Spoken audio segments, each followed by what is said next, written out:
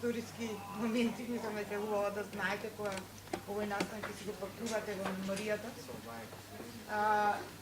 Едниот момент е што на македонски јазик се представува книгата Подкултура, значењето на стилот, конечно, некои сија имаат работено на македонски, на англиски, некои на хрватски или на други јазици.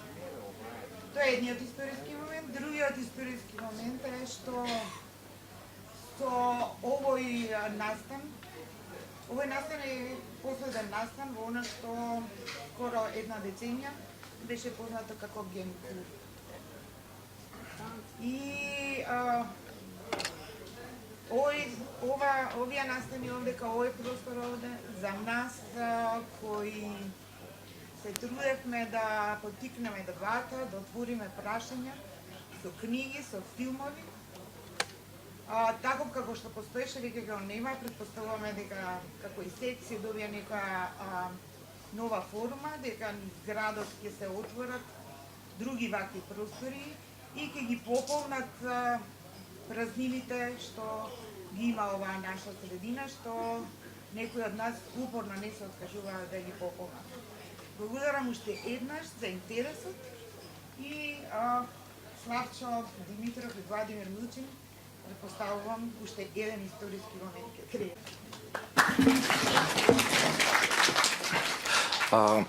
Здраво на сите. Првен сакам да го поздравам издавањето на книгата. Подкултура на Дик Хебдич е дефинитивно една од така наречените библии во рамки на културните студии, неизбежна референца кога се работат не само прашањата на подкултурите, на контракултурите, ако сакате, туку и прашањата на културата и моќта и за различните стратегии на отпор во рамки на различните хегемониски системи и доминантни идеолошки поредоци. Ова е едноставно лектира без кое што веројатно ни еден студент на културни студии не може да помине или да заврши и неизбежна референца до ден денес и покрај некои од посериозните и се уште актуелни критики кои што книгата ги трпи, меѓутоа една од неизбежните референции за сите оние кои што пишуваат денес во полето на оној интердисциплинарен или трансдисциплинарен домен на културните студии. Дик Хебдич пишува во рамки на методолошката и генерално она теоретска и зналачка продукција на Бирмингемската школа за современи Центарот за современи културни студии, кој што ги има своите предходници во Томсон, во Вилијамс, па Стюарт Хол и така натаму, значи една плејада на така наречените татковци и мајки на современите културни студии, кои што, и тоа е видливо во она што го работи и што го прави Хебдич во оваа книга, кои што успеваат на еден навистина продуктивен, критички и политички ангажиран, што е исклучително значено начин да ги доведат во диалог различните сознанија кои што доаѓаат од антропологијата, од социологијата, од етнологијата, од марксистичката и постмарксистичката теорија и филозофија, од семиотиката, психоанализата и малце подоцна и теориите за моќта кај Мишел Фуко. Книгата е издадена во 79-та, значи прилично одамна, меѓутоа, како што кажав на почетокот, значајноста не е изгубена на книгата. Јас ќе се обидам да направам еден преглед на она што оваа книга го покрива и зашто сметам дека е значена на некои места и за на крај само ќе посочам кои се местата кои што да речеме некои современи тенденции, нови методолошки парадигми во културните студии се поставуваат критично и кон подкултура на Хебдич, но и генерално кон целокупната Бирмингемска школа за современи културни студии. Книгата генерално можеме да ја поделиме во некои три значајни дела. Првиот дел е уводен теоретски дел и елаборација на основните алатки во проучување на културата. Вториот дел кој што го издвојува исто така Хебдич е еден детален преглед на стилските карактеристики, на знаковните обележи и на естетски значајните моменти во една серија на подкултурни формации кои се појавуваат во поствоена Британија, но и исследување на корените на тие подкултурни формации, особено преку црничките културни формации и особено регето и растафаријанството. И воедно тоа е обид на Хепдич да го помести фокусот од проучување на поствоените британски подкултурни практики, ставајќи во акцентот токму на различните релации, диалози, превирања кои што ги имаат беличките, работнички, класни подкултури во Британија помеѓу младите и потиснаниот или официјално изразениот однос со црнечкото наследство и различните модуси на идентификација со овие културни практики.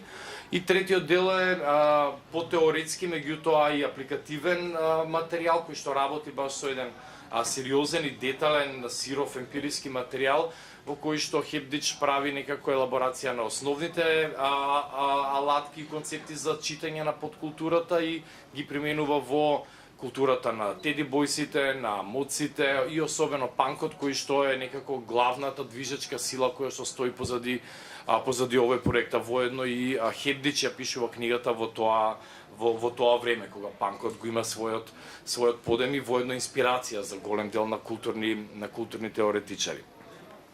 Во првиот дел она што е значено да се напомене и што е воедно на обележје на Бирмингемската школа за современи културни студии е дека проучувањето и говорењето за културата воопшто излегува од рамките на она тесноградо кое што за жал ние до ден денес се уште не можеме да се одвоиме од тоа значење на културата и тоа јасно се гледа особено во креирање на примери на културните политики и во тоа што државните институции подразбираат по култура, тоа е тесноградното разбирање на културата како стандард за естетска вредност, како некакво добро воспитување, себе едукација и образување за традиционалните и големи естетски вредности во литературата, балетот, театарот, уметноста и така натаму. Пристапот кој што го има кон културата и Хепдич и останатите представници на Бирмингемската школа е сваќање на културата како целокупен начин на живот и склопот на вредности и на значења преку кои што се обработува суровото материјално и општествено искуство кое што го проживуваат различни општествени формации, групи или општествените класи. И таа дефиниција Хепдич ја наследува од Рајмонд Вилијамс, чија што книга исто од поодамна е преведена, да речеме, и кај нас на македонски култура во издание на библиотека Идеи за оние кои заинтересирани. Но и една друга традиција која што претходи веројатно на оваа, тоа е на Т.С. Елиот, кој што исто така се обидува да го стави изучувањето на културата во еден поширок контекст. Кај Т.С. Елиот ке средната дека со култура се означуваат сите карактеристични активности и интереси на еден народ, од начинот на приготвување на цвеклото до папската култура, па до различните уметнички и потрадиционално сватени културни изразни форми.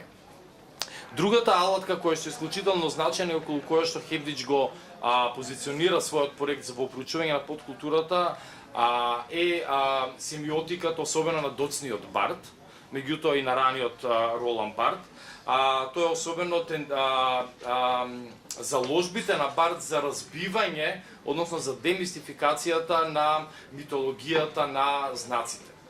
Тоа се одува по една патека на укажување на арбитрерната природа на знаците и на продукцијата на значење, особено на културните знаци, на различните културни феномени и му возможува на Барт да направи деисторизација на оно што се смета за универзална, гола, непроменлива вистина или на оние провизорно може би ги наречеме целофански политики на означувањето во кое што се претпоставува дека знакот е продзирен, односно дека не крие ништо позади себе. Туку појавноста сама за себе по себе ја говори вистината. Барт говори, се разбира, за таа така наречена митологизација на спонтаните облици и ритуали од секојдневниот живот на буржуазијата и ги открива правилата, нормите и конвенциите кои што постојат не само во стрикно семиотичка смисла на продукција на знаење, на ниво на организација на означените преку различните правила и кодови, туку воопшто вплетканоста на идеологијата и општествените правила, особено на она конотативно ниво за кое што втор степен на значењето за кое што говори Барт. И тука е особено значено изучувањето на идеологијата на Луи Алтисер, кое што креира едно идеолошко поле преку мобилизација на различни општествени сегменти од образованието, медиумите, војската, државните институции и така натаму, кои што оперираат не на ниво на свеста и на свесно читање, туку на едно подсвесно ниво во кое што го окупираат целокупниот несвесен или афективен и генерално телесен искуствен апарат преку кој што човекот навигира во своето секојдневно искуство. Или како што вели Алтисер, идеологијата нема историја, затоа што идеолошкото поле кое што го продуцира идеологијата претендира на својата универзалност, вечност и непроменливост. Како можда еден цитат само од книгата во таа елаборација. Вели, сите аспекти на културата поседуваат семиотичка вредност и повеќето од феномените што се земаат здраво за готово можат да функционираат како знаци, како елементи во комуникацијски системи управувани од семантички правила и норми кои не се директно разбрани преку искуството. Тоа значи дека овие знаци се исто толку непрозирни колку и општествените односи што ги произведуваат и што тие одново ги представуваат. Се обидува, значи, Алтисер и тука Хепдич се надоврзува да ја разбија логиката на здравиот разум за која што особено влијателно зборува и Антонио Грамши преку неговиот концепт на хегемонија, кој што го подразбира на целокупно наметнување на општествен авторитет не преку стандардните механизми на опресија, репресија, на присилба, туку преку креирањето на согласност на консензус во која што доминантните класи својата моќ ја презентираат како легитимна и природна. Меѓутоа, ако културата оперира преку овие едно од главните алатки на овие три полиња на исследување, полето на знаците или семиотичкото поле, полето на идеологијата и на хегемонијата, во исто време тие стануваат и домените во кои што се водат и борбите. Борбите преку знаците, кај што се креираат можностите за отпор токму во рамки на означувањето. И овде почнува Хепдич да ја лоцира имено и подкултурата како како кодиран одговор на различните општествени односи, материјални односи кои што постојат во рамки на општественото поле и конфликти кои што постојат помеѓу доминантните и подчинетите групи, токму на ниво, површинското ниво на знаковноста, на символите и на продукцијата на нови нестандардни процеси на означување. Тоа е што се однесува до првиот дел. Вториот дел кој што сметам дека е исклучително значаен е ставањето на прашањето на расните односи во централен план на исследувањето. Ставањето на расните релации не значи ке Хепдич исклучување на класните односи кои што постојат и кои што се присликуваат или предизвикуваат во рамки на полето на културна борба. Тие никогаш не се напуштени во рамки на Бирмингенската школа, меѓутоа ги става пред особено исследувањата на релациите на една подкултурна формација што ги има со она што е приватно, домашно, училиште, јавна култура, различни политички институции, медиумите, филмската продукција и така натаму.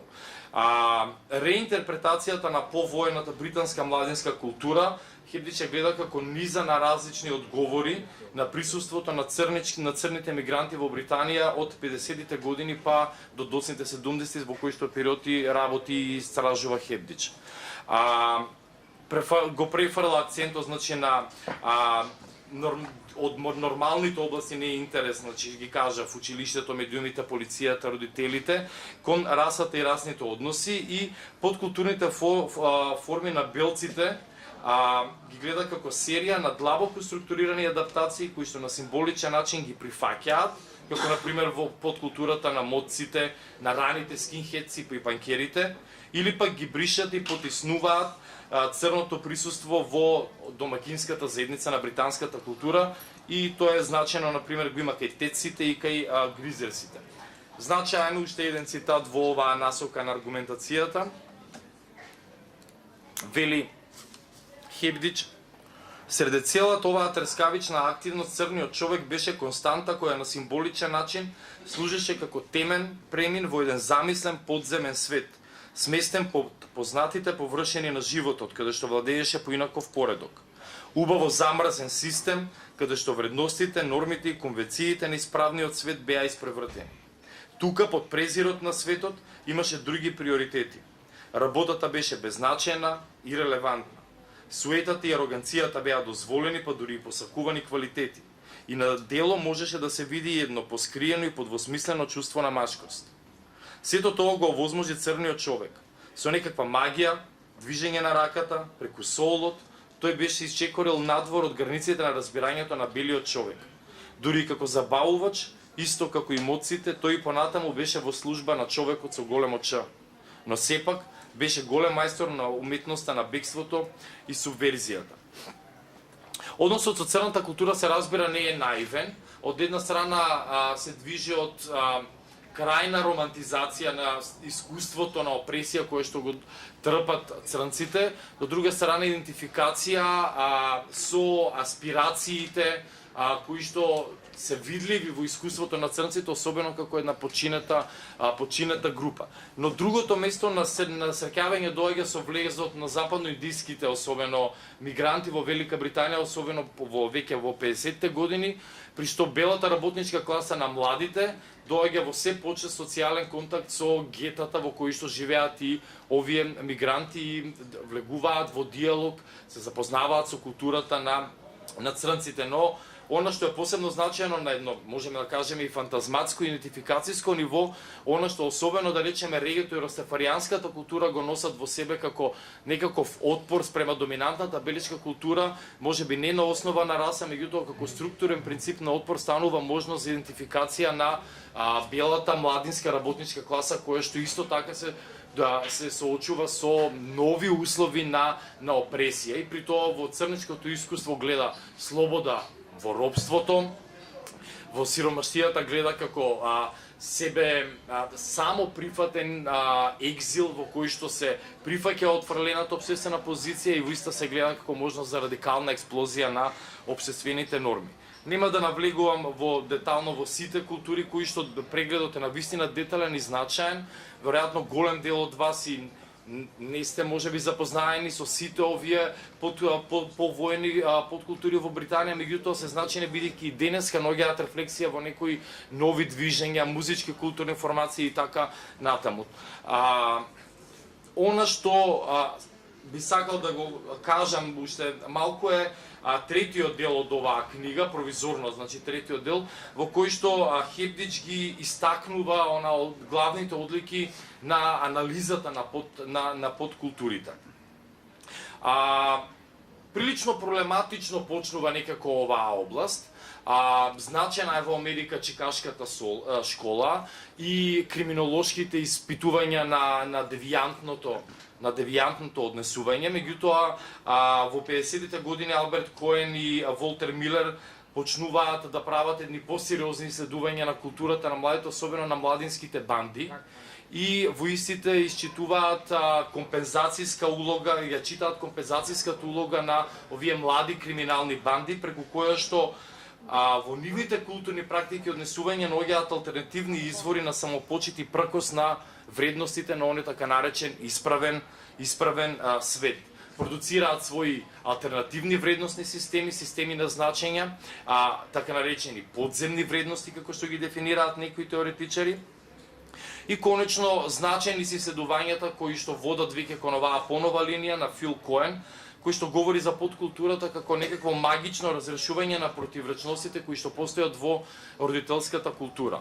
Она што е значено е за терминот родителска култура не се однесува исклучиво на генерацијската димензија, на помладите со културата или генерацијата на нивните родители, туку родителска култура е онаа домакинска култура во која што сме израснале, која што не дочекала, која што ни ги дала основните ориентациони параметри со кои што се движиме во социјалниот свет.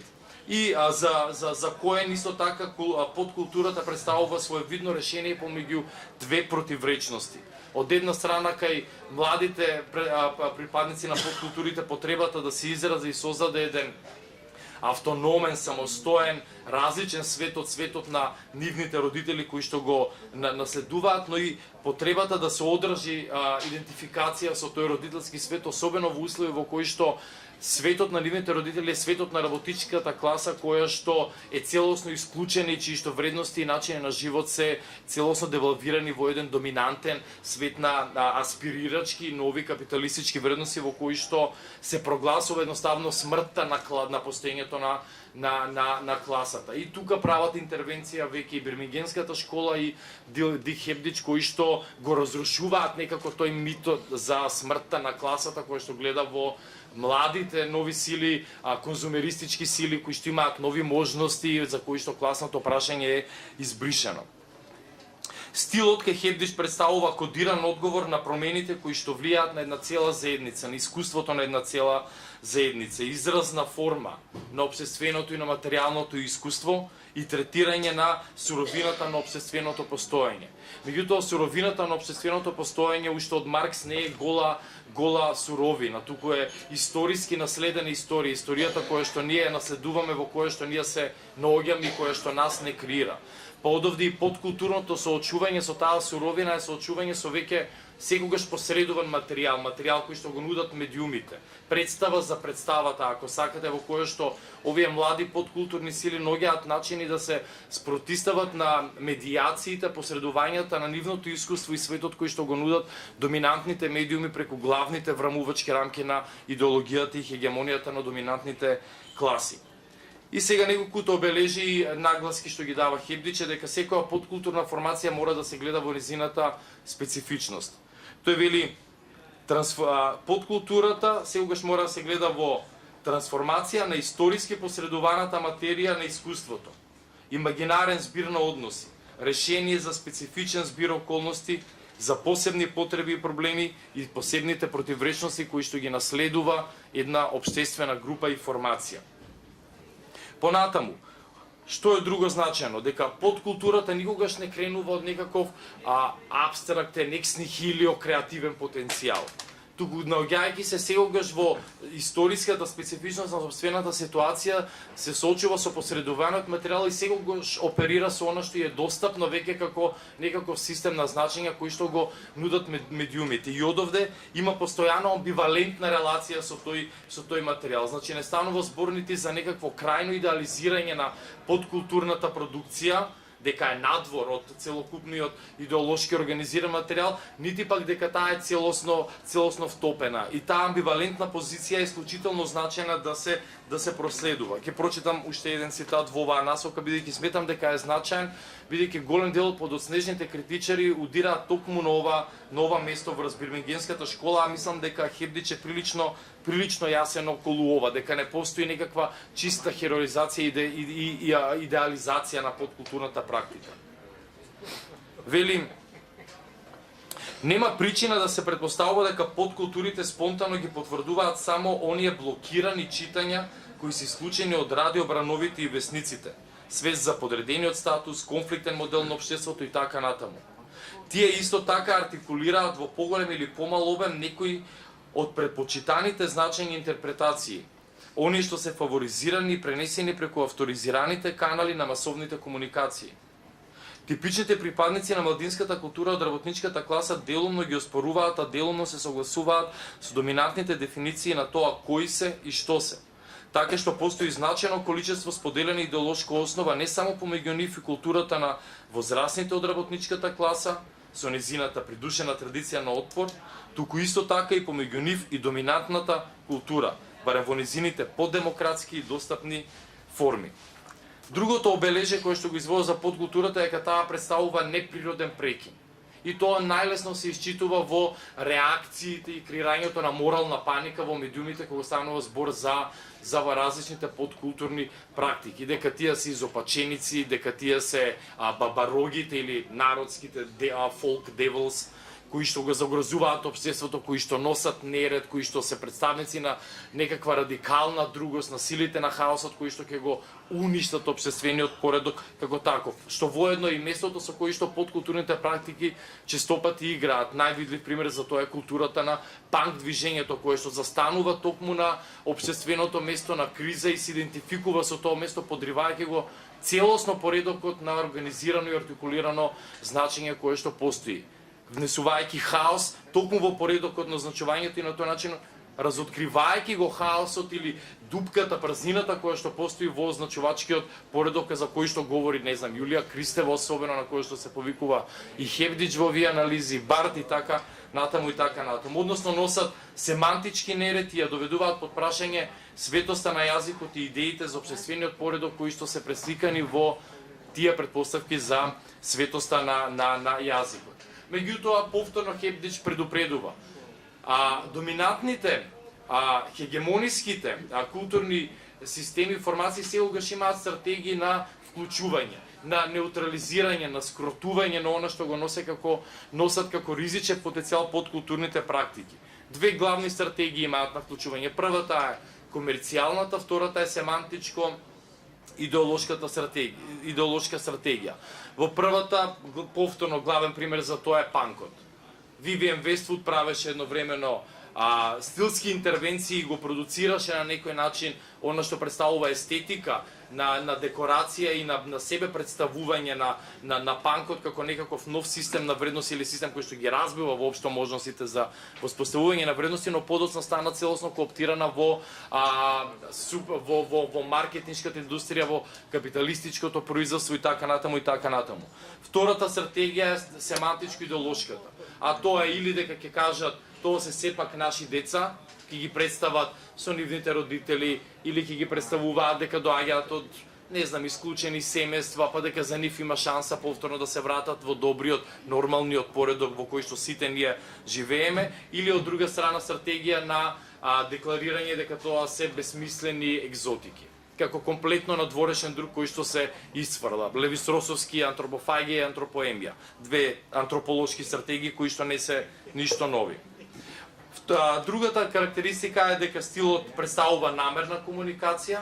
Представниците на поткултурите секогаш стремат да ги истакнат и да ги посочат нивните разлики, нивните обележи, бунтот што го изразуваат према доминантната култура, дека представуваат практики на бриколаж, познати уште од авангардата па натаму, особено во надреалистичките чудни средби помеѓу, како беше, машината за шиење и кај чадорот, кај Латреамон. И затоа, например, Еко говори за семиотичкото герилско војување. Токму тоа е она што го прават подкултурните практики, вели Хевдич. Довнесуваат два предмети еден од друг, кои што е несвојствено да се најдат на едно место, односно две значења едно до друго, и на тој начин се обидуваат да направат тотална револуција на предметот, за која што говореше и Бретон во неговите манифести за надреализмот. Третата практика е практика на хомологија, во која што сите елементи на поткултурниот стил се довнесуваат во хомолошка истоветна релација. Вредностите кои што ги имаат, убедувањата, нивните верувања ги доведуваат во корелација со различните елементи, односно она што навидом изгледа како некаков хаос и мноштво од неповрзани елементи, секогаш се доведува во организирана значенска целина на отпорот и на бунтот. И конечно, она што е значено е дека представува означувачка практика. Односно, фокусот не е толку многу на значењето, напротив, поткултурните практики ја нарушуваат логиката на продукција на значење, логиката на процепот кој што постои во самиот знак, означителот и означеното, или можноста за донесување на нови вредности, нови значења на она што е препознатливо во нашето денесно живење. Критиките кои што се упатуваат на оваа книга и воопшто на оваа парадигма на проучување на културата во последниве 2 децении доаѓаат од нешто што се етаблираше и како скоро посебна дисциплина, тоа е посткултурните студии или post-subcultural studies, post-subcultures, кои што сметаат дека некои во радикален исчекор, тврдејќи дека целиот апарат што ни е понуден од студиите на поткултурата е веќе излишен, дека е неупотреблив, од причина што глобализацијата, новите технологии, новите формации кај младинските култури оневозможуваат од една страна да се направи такво резко исцртување на различни подкултурни формации или групации, дека постои многу поголема флуидност и хибридизација помеѓу различни културни практики, особено преку новите медиуми и процесите на глобализацијата. На второ место го проблематизираат хероизирањето на субкултурните, односно на подкултурните практики, кои што Бирмингенската школа го прави во низиното настојување да види моќни алатки за отпор, за одбивање, за големото одбивање кон хегемониските капиталистички идеологии во поствоена, особено во доцните 70-ти Британија. Воведуваат нови категории кои што сметаат дека се порелевантни, како некои бурдиевски ориентирани читања, категориите на вкус, на дистинкција како стратегии за проучување на новите културни формации. Понатаму, например, Сара Тортон говори за подкултурниот капитал, кој што овозможува едно поинакво исчитување на културата, се обидуваат да го насочат читањето кон конзумеристичките, потрошувачките практики, инвестицијата во капитализмот на голем дел од современите културни младински формации, укажуваат на тешкотиите да се направи дистинкција помеѓу некаква монолитска мејнстрим култура и она што представува подкултурен отпор, насочувај го вниманието кон многу по-осмотски интеракции помеѓу овие две нивоа. Некои теоретичари како Џудит Халберстам се обидуваат да ги читаат субкултурните практики на родовите и малцинските и сексуалните малцински култури, укажувајќи дека прашањето на генерацијата не е доволна аналитичка алатка за да се исчитаат сите начини на отпор кои што се креираат во општеството. И конечно, например, Лоренс Гросберг говори за афективните, телесните аспекти на културната продукција и културните формации, при што семиотичките анализи и ловењето на семантиката во исчитувањето на субкултурните практики не се доволни како методолошки алатки за читање на културата. Но и покрај сите овие критики, мислам дека оваа книга навистина останува еден неисцрпен извор за сите оние кои што ги интересираат различните символички, па макар и афективни психолошки инвестиции во полето на културата, кои што нудат отпори, отклонување од чудовишните затвори на мејнстримот и на доминантните хегемонии. Фала ви, извинете ако бев малце полок од што требаше.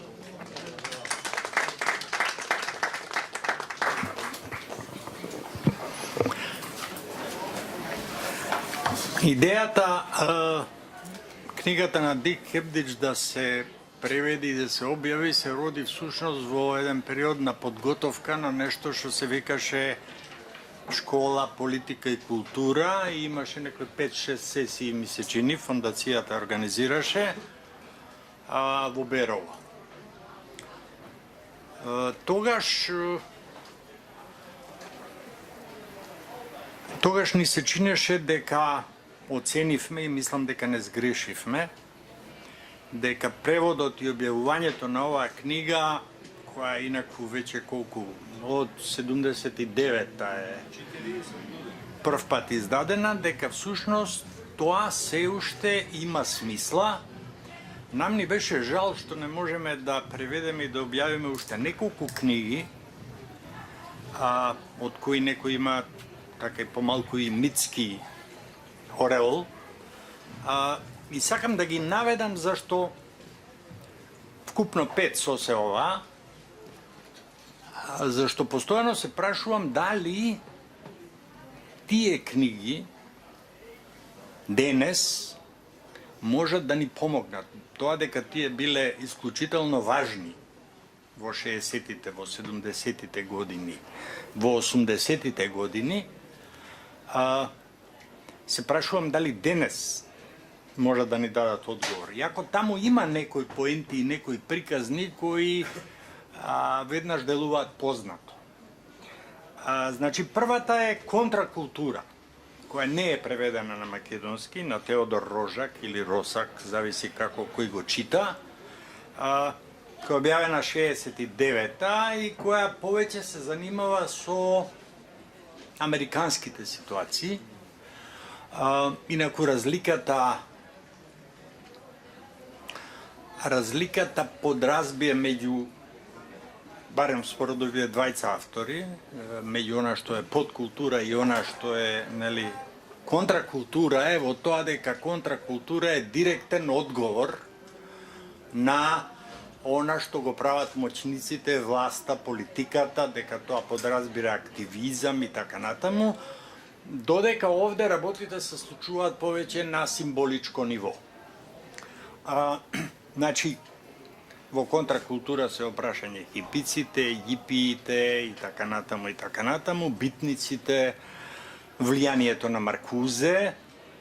И мене се уште ми се чини дека таа книга е неопходна да имаме на македонски. Третата книга од тој список е книгата Play Game на Ричард Невил, еден австралиец кој добар дел од својот живот го помина во Велика Британија, во Лондон, па еден дел од тој живот во Лондон помина и в затвор, затоа што беше главен уредник на еден неделник Оз, кој беше во тие години, значи при крај на 60-тите и почетокот на 70-тите, весникот на андерграундот лондонски.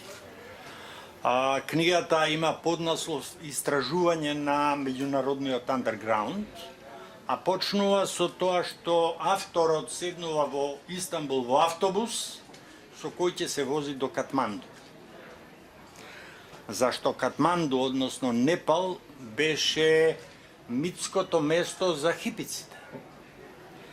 Катманду ја имаше, беше тој некој светилник, како што за растафаријанците беше, нели, Етиопија.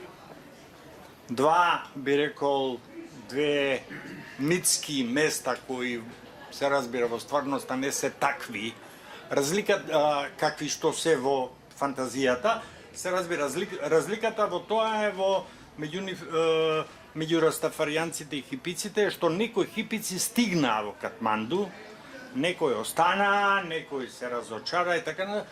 Растафаријанците всушност никогаш не стигнаа во Етиопија. Во Етиопија не знаеа што е реге. Во Етиопија се свираше етио джез. Чи татко беше Мулату Астапке. Ако се сеќавате на музиката во филмот Broken Flower беше, таму го откри Джим Джармуш. Значи, утопијата беше тотално, мислам, не одговараше на сонот. Реалноста не одговараше на сонот. Четвртата книга е автобиографијата на Еби Хофман.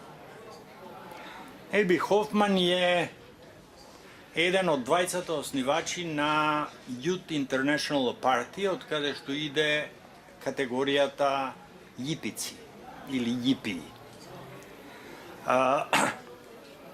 Он е икона од 60-тите, основач на тоа движење, еден од 7 кои беа судени во Чикаго 68 под обвинение дека се обиделе да направат субверзија на конвенцијата на Демократската партија, онаа несреќна конвенција на која си го избра Хјуберт Хамфри за кандидат.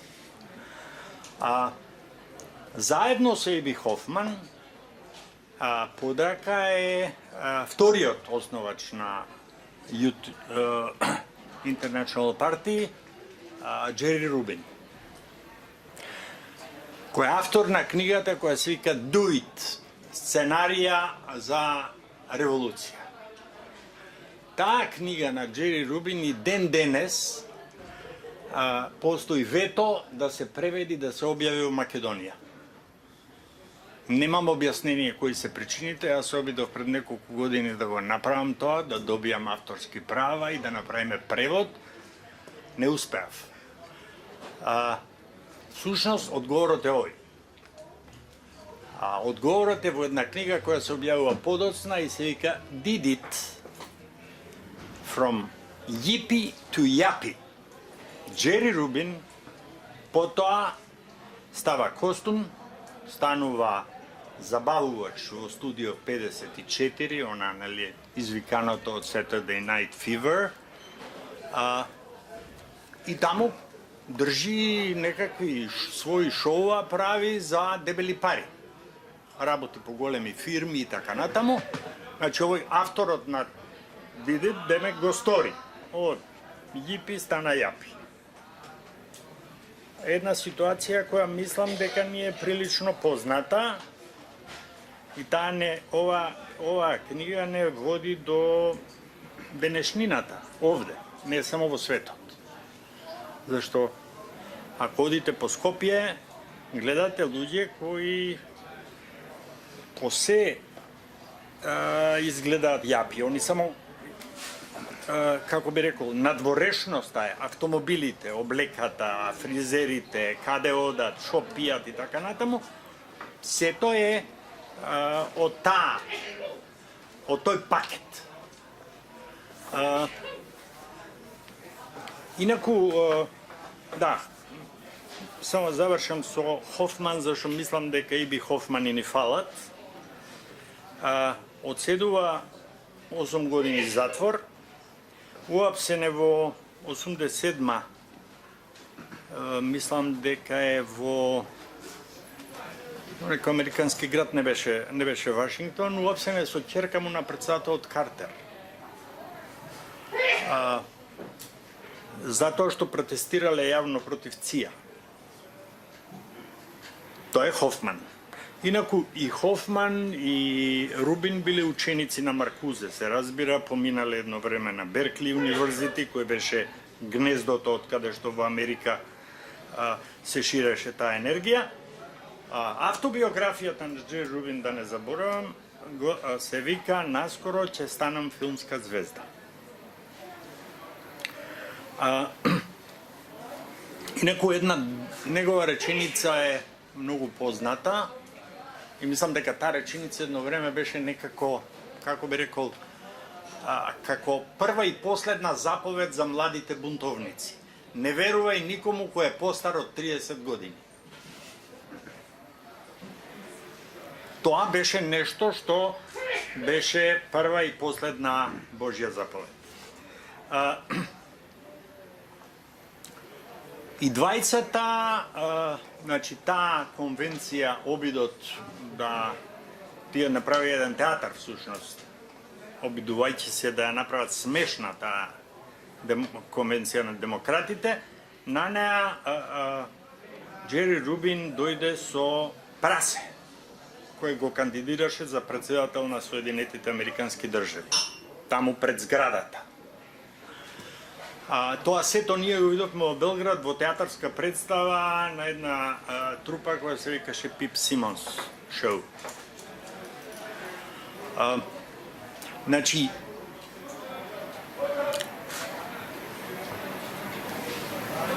мислам дека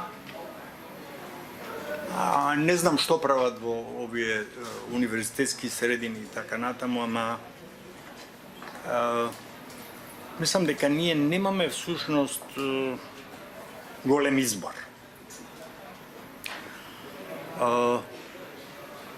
Немаме голем избор и немаме големи шанси и поради ова. Го спомна тоа Славчо. Панко заврши комерцијализирано, тој стана мода.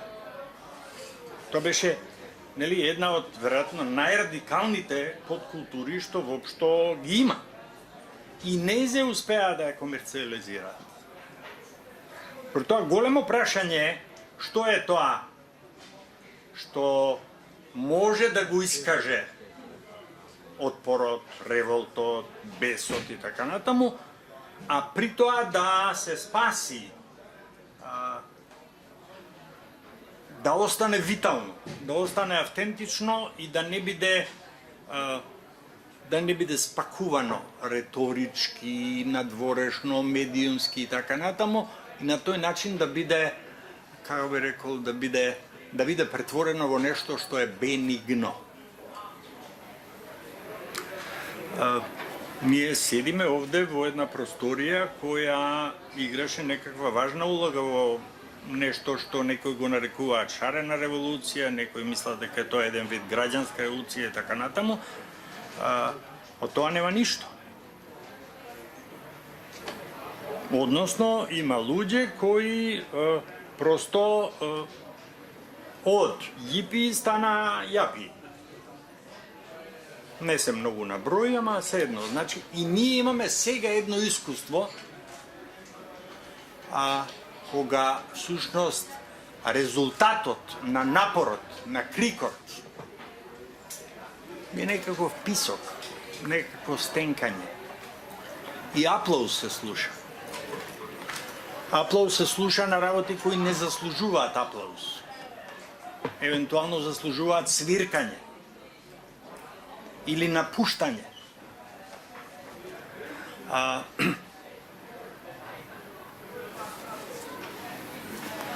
Кога деновија кога се подготвував за вечерва, почнав да пребарувам по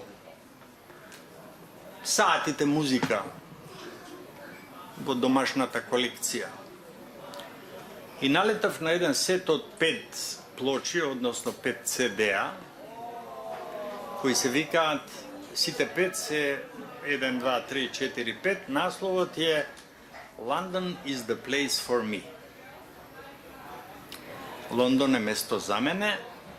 Издадени се од една мала издавачка куќа лондонска, Honest John, честниот Джон, која се наоѓа на Portobello Road.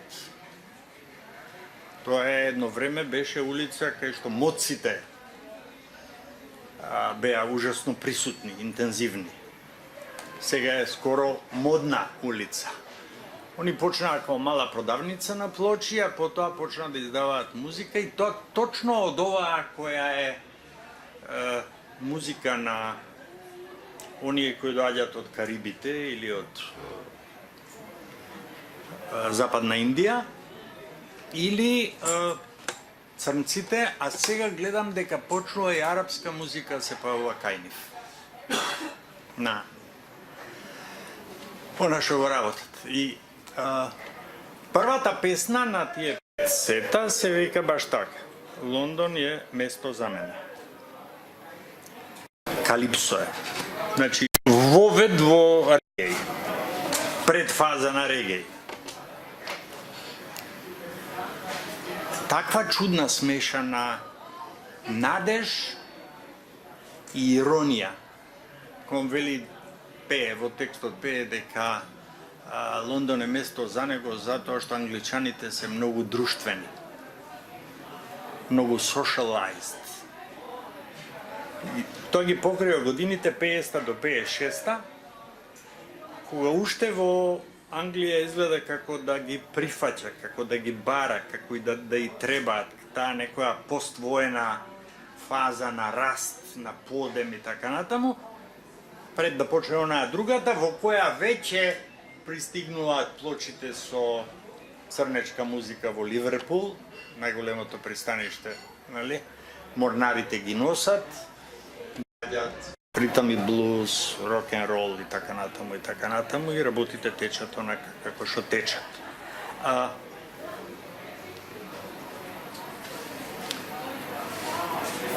Тоа е едната страна. Другата страна е тоа дека денес, и мислам дека е тоа многу битно и со тоа би сакал да завршам, каде гледам некоја перспектива. Она што во Англија, во Лондон, се случува 60-тите, 70-тите години, контактите меѓу англичаните, јамајканците, нигериците, бидејќи има голема и нигериска колонија таму, сега се случува дури на една, би рекол, на поголем дел од земјината топка. Да речеме, има една група французи кои се французи од Бретања. Они пеат на бретонски. Пеачот, солистот е француски арапин, кој пее на арапски и пее на бретонски.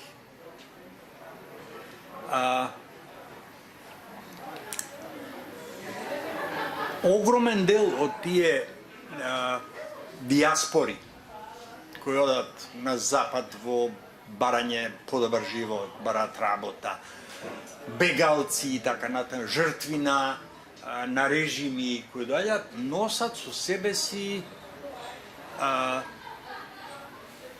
емоции, меморија, цела една, би рекол, посебен сплет, посебна корпа на вредности своји, кои се спремни да ги соочат и да ги вкрстат. Она што можам да го видам, а следам исклучително интензивно, бидејќи ова многу ме интересира, е дека и на другата страна, на западната страна, постои таква спремност. Не знам, просто мислам, гледам во тоа нешто што влева надеж. Нели, она што е, тоа обично во музиката се вика world music и така натаму, ама без оглед на тоа што нема, ми се чини многу поддршка во масовните медиуми. И има медиуми кои тоа го следат и имаат своји следбеници. И мислам дека тоа е исклучително важно. Особено ми е важно кога ќе излезам од дома, живеам во центарот на градот, и ќе видам по тарабите, што? Желјко Самарџич. Ќе видам дека Министерство за култура финансира концерт на Јосипа Лисац. И така натаму, и така натаму. И сега се мислам, Славчо, дали е тоа нашата подкултура, луѓето кои одат на тие концерти, и ако одат тешко нам, или е тоа нашиот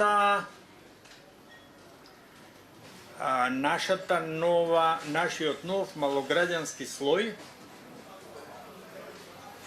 кој ги држи лостовите в раце. Лостовите на моќта и лостовите на парите. Немам одговор, може би е мешано, ама мислам дека е исклучително важно да постојат простори кои не се под нивна контрола. Зашто ако ги снема тие простори, тогаш веќе мислам дека они комплетно ќе завладеат со се. Благодарам.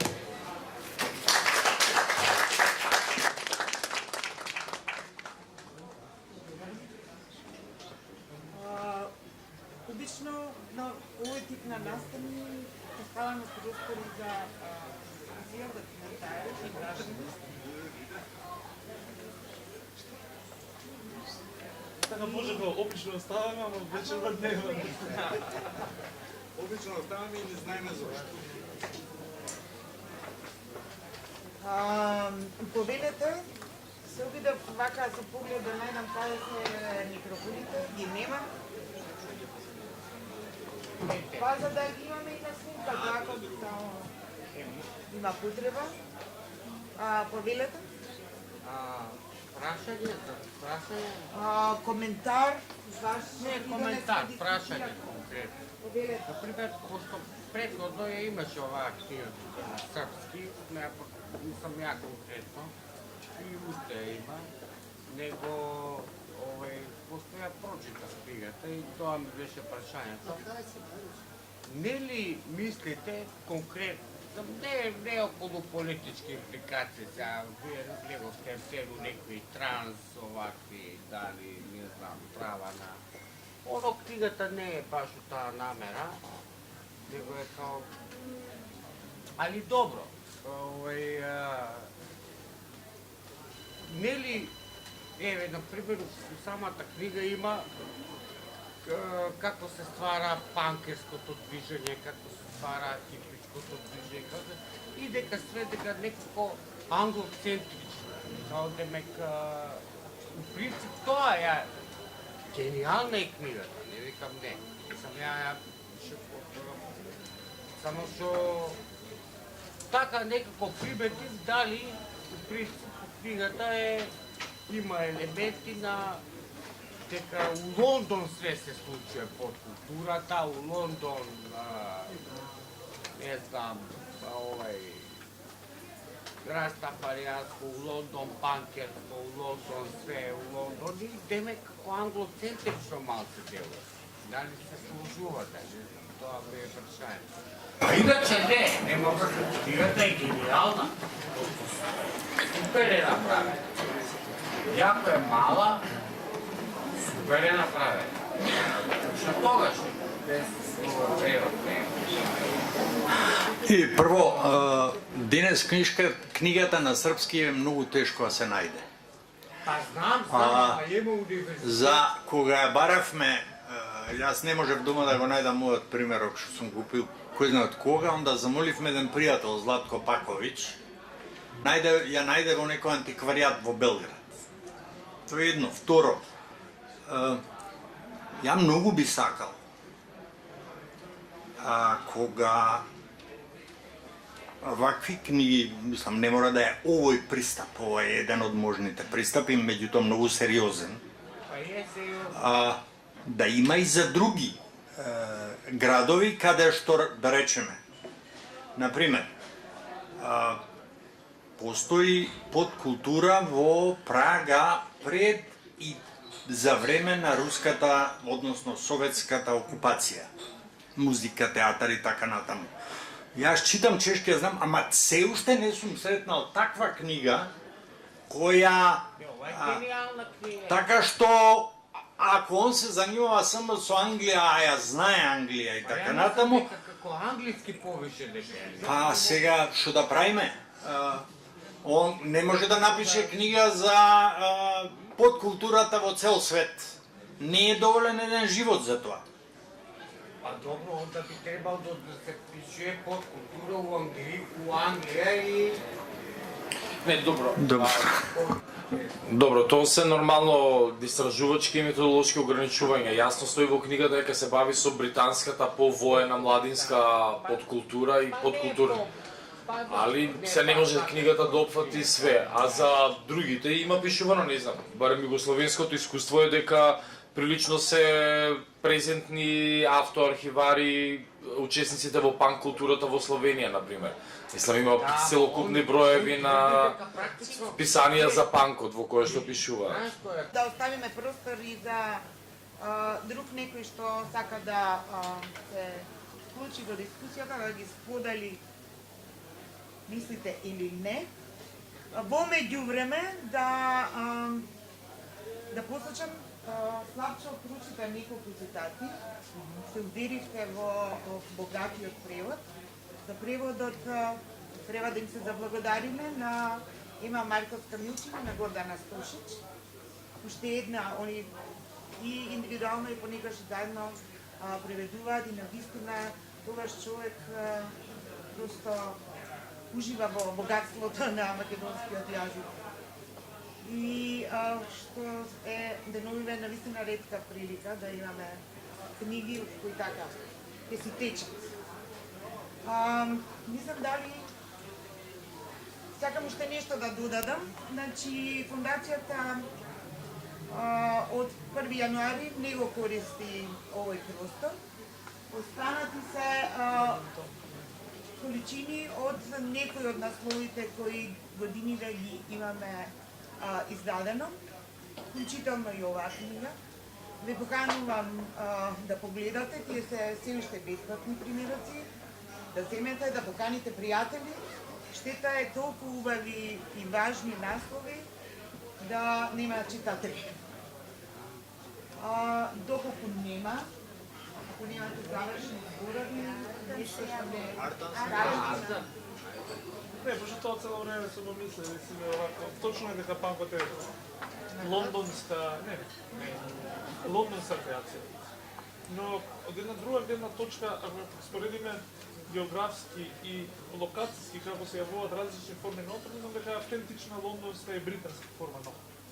Бидејќи ако споредите од 68-ма, кога во континентална Европа се случуваат доста студентски, масовни, работнички, реални, директни конфронтации во јавните простори, во фабриките, во универзитетите, тоа во Англија не се случува. И дека во Англија формата на отпор е преку таквата подкултура и дека подкултурата е на некој начин англиски спорт. Дека различните форми на отпор кои се јавуваат во Париз, во Берлин, не може да ги сведеме на подкултура, бидејќи тие не се повлекуваат и не градат некои маргинални светови, само маргинализирани, каде се оттргнати индиферентни према системот, туку таму имаме масовна мобилизација за конфронтација со системот, за превземање и превртување на моќ. Затоа после 68 во Франција не постои панк. Постојат одредени мали групи кои се некако мејнстрим интересни, но немаме панк во смисол на она што се случи во Америка како се случува. И затоа мислам дека панкот и таа подкултура која се појавува во Англија е автентично англиска.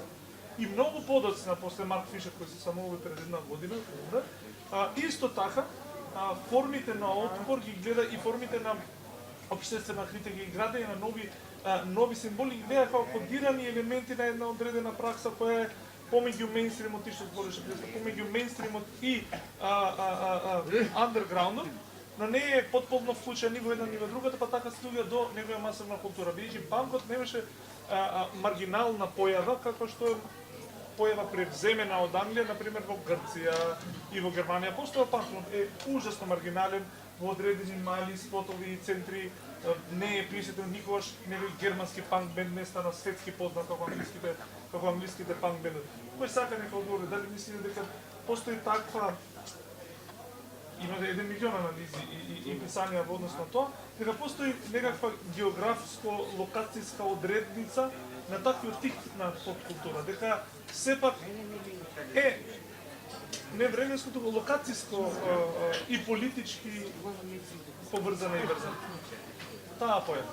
Биќе, например, таквата форма на подкултура, што кажа порано, не се појави во Франција, воопшто после 68 не постои таква вид на подкултура. Во Франција повеќе се случуваше преку литературата и филозофската продукција и доста и преку сексуалната критика.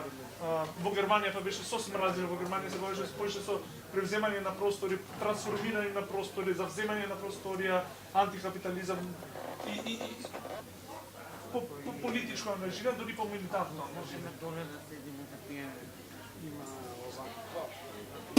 Не знам искрено колку можам да одговорам на ова прашање, ама она што мислам дека е важно е дека не знам дали е права формулација географско-локацијското специфизирање на проблемот, туку мислам дека има сигурно многу повеќе врска со методите на практикување на моќ во конкретниот контекст. Мислам дека мегаломанската и пресимволичка димензија на практикувањето на моќта и со монархискиот контекст генерално, затоа и панкот толку силно удира генерално врз тоа, има свое влијание и врз продукцијата на местата на отпор и каков тип ќе има на отпор. Во Југославија панкот исто не е споредна формација, особено во Словенија. Имаш повторно едно символичко мегаломанско практикување на моќта од комунистичката партија, од големите кореографии на слетовите, па се до претераната иконографија и продирање на иконографијата на председателот на сите нивоа. И генерално и афективната, желбената инвестиција во символите на моќта. И затоа панкот беше некако погодно место и тоа поле беше погодно место за интервенција.